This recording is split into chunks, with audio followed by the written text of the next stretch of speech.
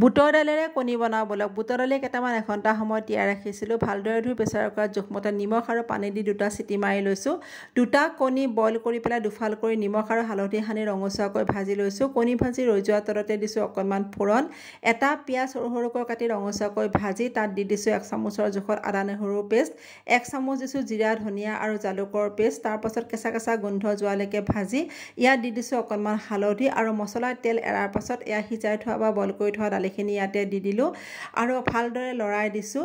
বুটৰ দালিৰে কণী এই ৰেচিপিখন যদি কেতিয়াও খোৱা নাই এবাৰ খাই চাব। তাৰপাছত অকণমান দি দিলোঁ নিমখ সিজাওঁতেও দিছিলোঁ আৰু তাৰপাছত ভাজি থোৱা কণীকেইটা ইয়াতে দি পেলাই উতলিবলৈ দিলোঁ আৰু একেবাৰে শেষত কেঁচা ধনিয়াৰ পাত কাটি পেলাই গেছৰ ফ্লেমটো অফ কৰি দিলোঁ। বুটৰ দালি মই বেলেগ বেলেগ পদ্ধতিৰেও বনাই থাকোঁ, মোৰ চেনেলত দিয়া আছে। বুটৰ দালি আৰু কণী এই ৰেচিপিটো আপোনালোকে ভাত, ৰুটি, লুচি সকলোৰে লগত খাব পাৰিব।